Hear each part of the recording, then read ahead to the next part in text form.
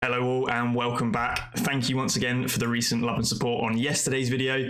I enjoy interacting with every single one of you guys. That being said, if you guys are new to the Hedera ecosystem or you do already have some HBAR and are looking forward to the development over the coming weeks as the dApps, DEXs and other types of projects begin to go live, make sure you are subscribed. I cover 99% of that stuff immediately before anything else goes live. I give you the breakdown on what's happening, the pros and cons, and personally what I'm doing as well. Of course, that being said, there's never any financial advice here. I'm not a financial advisor, and I just kind of like to give you guys the heads up. Anyway, that being said, more HBAR, Hedera, staking news, as well as projects within the space that I want to cover today. And I also want to have a quick jump into quant. So up 0.1% on the daily, down roughly 13% on the week. I've started to accumulate more and more quant again. We had obviously that recent pump where we got up to roughly $150. We're now back down in the sort of $115 range. This is personally where I quite like to buy. This is where my average kind of lies around the $100 mark. So I'm going to continue to average into this. I'm still buying as much HBAR as I possibly can at the moment though. As I've mentioned, I am seriously bullish on what's going to be happening in the next couple of weeks. As soon as we see the DEXs go live, I think all hell is going to break loose, and people that weren't already in and didn't have their bags filled will probably be quite upset with themselves personally. That's how I feel anyway. So I'm going to continue to buy as much quant as I personally can, as well as HBAR at the same time. Flicking over, if we look at the fear and greed index for the sort of macro overview, down at 22, extreme fear, typically a good time to buy. Like I said, I've just continued buying over the last couple of weeks. Extreme fear last month as well. So we did have that mini sort of run somewhere in March now. That seems like a distant memory. However, we are looking good on the longer terms, I believe. Just wanted to share this tweet as well. Fantastic tweet from quant_111. And it's just talking about the quant partners. So this is what I said. This is a cast your net wide approach when you're purchasing interoperability solutions like quant and perhaps also Chainlink. I do quite like Chainlink. However, quant is connected in this Web 3.0 world with all of the money. Hyperledger, NVIDIA, IBM, Intel, Deloitte, KPMG, MIT, CBDCs, LACchain, UK government, Linux, SDX, Visa, Ripple, Oracle, Pay UK, IETF, AU Cloud, Simba, Finality, IDB, AWS, big name, LCX, DAG, ZCX, Link, and ALBT. These are all quant partners. This is a serious list of partners here. Some of them huge names as well. You know, even things like Ripple, Oracle, massive, Pay UK, AWS, obviously, big banks of the top four accounting firms like Deloitte and KPMG, Intel, IBM, NVIDIA, huge partnerships that quant has its sort of tentacles out in for that interoperability solution. And this is one of the reasons why I own a substantial amount of quant. Obviously, it's not as large as my HBAR bags. However, once my HBAR bags are completely full, this is where I will transition to pick up more and more tokens if it hasn't pumped already by the time HBAR goes wild. That's kind of my game plan and what I'm looking to do. Talking about that, really nice infographic here. You can invest in an adoption of a single blockchain, or you can invest in all of them combined. That is what quant is. Quant over Ledger unlocks the benefits of blockchain incredibly easily. It's an operating system that allows you to connect or interoperate on any legacy network and every current and future blockchain with no extra overhead. This allows for unprecedented levels of flexibility and interoperability. Current blockchain networks operate in a siloed fashion, defeating the purpose of congruent networks. Overledger allows these protocols to seamlessly communicate with each other, external networks, consortiums, and legacy networks. Quant is the network of networks. I think this fantastically sums up what the quant project is and why so many people like it. Moving back over to Hedera and HBAR. This was a recent message from the SaucerSwap Discord server. So this is talking about SaucerSwap from Sammy17 here, talking about the faucet draws. So any of you that do hold the complete epoch NFT set, obviously every 8 hours on the Discord server, you guys can claim some source from the faucet. That being said, trying to work out from previous comments from the team at SaucerSwap, basically saying that they've kind of set it up to time the release of the platform with this faucet wallet drying up, so i.e. zero source left in the wallet after it's all been claimed, and that should line up quite nicely with the launch of the platform. Now, some of you guys have kind of called me out saying that mid-May is ridiculous. for a launch. However, I've stated there are other DEXs that are gearing up for a launch. SaucerSwap will want to be first. They were ahead in the development cycle, and I don't think they'll want to be left behind. That being said, if they're not first, that's not necessarily a bad thing, as I still think they'll probably launch with more features than other rival DEXs. Plus, having more than one DEX at the same time is still fantastic, and I still massively believe in the SaucerSwap project. That being said, despite them saying H2 of 2022, i.e. the second half of the year, I still think we're looking likely to see around mid-May. And this is kind of a snippet of information that somewhat backs that up. So you can see here, someone has done the tedious task of going back and checking the 8-hour pull window. So there was 106,000 source that was pulled in one drip, an 8-hour period. He's sure it's increased now as there's only 167 strong nukes available. I believe the full sit will last till May the 15th. It will drain in the first week of May, most probably though. Can't be 100% sure. And this kind of ties up with what been saying to you guys as well. I'm pretty sure that we're going to see something either early May or mid-May at the latest for a launch date. Obviously, none of this has been confirmed. This is all speculation on my behalf. However, this should give you guys a bit of an incentive if you are looking to potentially pick up some Planck epoch NFTs or the complete collection. Doing so sooner rather than later may be a good idea. Again, no financial advice. Make sure you're doing your own research.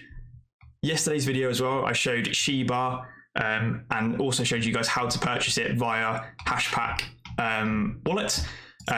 First meme token on Hedera. We'll see many more projects like this. Just thought it was interesting to sort of jump in. And if any of you are curious, I showed you how to do it because it's currently not through a dApp. It's just via sending some transactions. Some stuff from their Discord server, which I found interesting as well.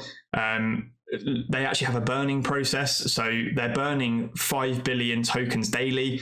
They had X amount in their IMO wallet, and 5 billion of those are burnt daily. So I think there's only 4 days left, roughly, maybe slightly less. So we can see here, there's 20 billion left in the pre-sale wallets. Yeah, as of yesterday, there were 4 days left to pick up some of these HBAR tokens from this initial phase. I'm guessing there will be secondary phases, but they'll be more expensive. So if you guys do want to kind of get into this project for some reason, you want to take a bit of a punt or just have some HBAR tokens in your wallet, obviously, they are using the 𝗟𝗜𝗡𝗞𝗦 smart contractless features, which is very interesting indeed. And I believe, obviously, they are probably being used as a bit of a test case as well for 𝗟𝗜𝗡𝗞's capability. So it's obviously a nice little tester for that smart contractless platform, which is very unique and particularly so to Hedera in general. So 20 billion left, 5 billion burnt a day. Once they're all gone, they're gone, I think. There is still other supply, obviously, in other wallets. So, you know, this is reducing those tokenomics. It's a burn tokenomic system. If you do want to purchase some, like I said, previous video shows you how to do that. Talking about Stader Hedera, back on this again. Obviously, I wanted to ramp down the content on Stader, as I admit, majority of my content recently has been around Stader, but there's been so many questions that I kind of wanted to just keep you guys up to date with what's actually going on with the project and how it will work. So forgive me, but hopefully it's provided you with some decent information. Just wanted to say that we finally surpassed that 200 million HBAR that was required. So we're now in phase 2. So we can see that the interest rate or the APY bottomed out in phase 1, and you would have noticed it spiked back up to around 80%, as literally depicted by the graph and the modeling that I put together for you guys. So we're now back up around here somewhere. And as phase 2 with the total value locked increases, we can expect a minimum APY of roughly 46%, or to be precise, 45.63%. And we can see that here. So the current estimated APY is around roughly 84%.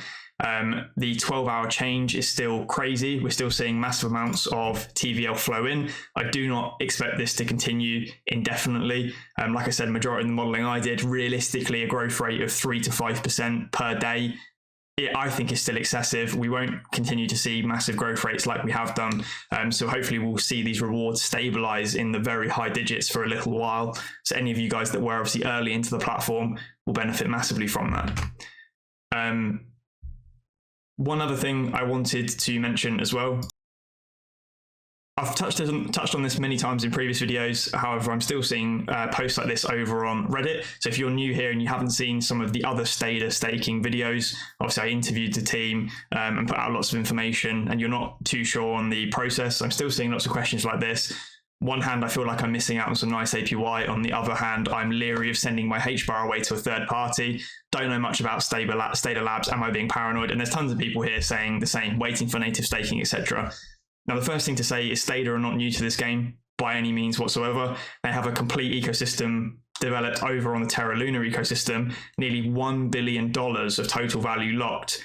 That completely dwarfs what we're seeing on HBAR at the moment are running through Stader's system. So if they were a cash grab or a pump and dump scheme or anything like that, they would have done it with a serious amount more money over on the Terra Luna ecosystem, and it didn't happen.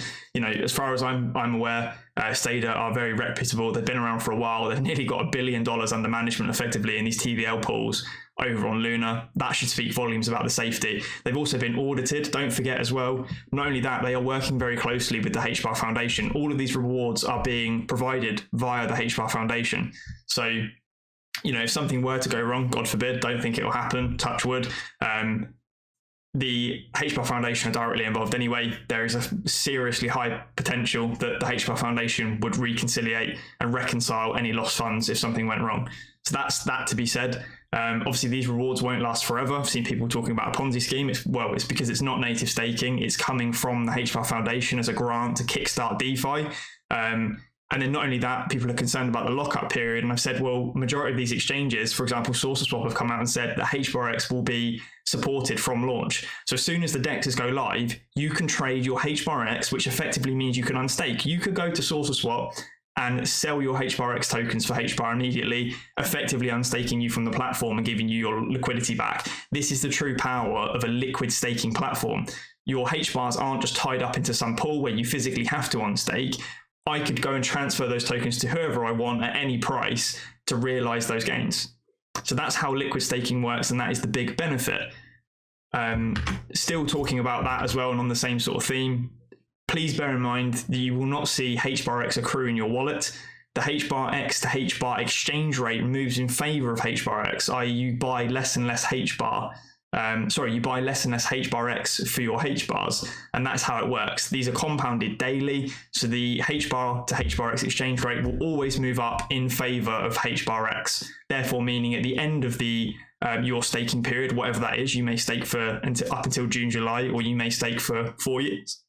Once that unstake button is pressed by you, or you liquidate your HBARX tokens, you will receive the compounded amount all at one go after you complete that transaction. One of the last things I wanted to round up the video on, again, is just saying it's fantastic to see that Hedera is now on DeFi Llama, which is brilliant.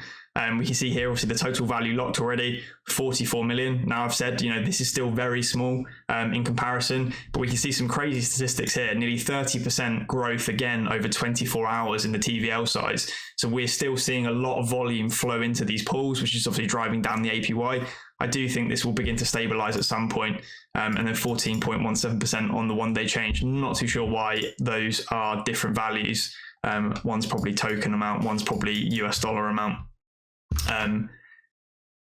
Fantastic to see anyway that it's a metric that's come to Hedera, and we're getting very, very close to more and more stuff happening. Wanted to round the video up is that on Monday I have a meeting actually booked with Metastable team, so I'll be talking to them via that, and similar to my previous interviews with Hedera Starter and Stader Labs, I will publish the recording for you guys to listen back to. I'll be answering lots of different questions about the platform, so if you guys do have any burning questions about Metastable, the synthetic platform, please drop them down in the description below, and I will pose them to the team to hopefully get some answers for you guys ahead of any sort of launches or additional news that we see from Metastable. However, I am quite excited, obviously them being incubated as well by Hedera Starter, another project under that umbrella. We're seeing a lot of potential come out of these platforms. Obviously, we've got Tangent as well via Hedera Starter. Anyway, guys, I hope you enjoyed this video. Please make sure you drop a comment if you've got something to say, or like I said, if you've got a question, make sure you subscribe. Also drop me a follow over on Twitter. Lots of great stuff happening over on there as well. Until then, I'll catch you in the next one. Cheers.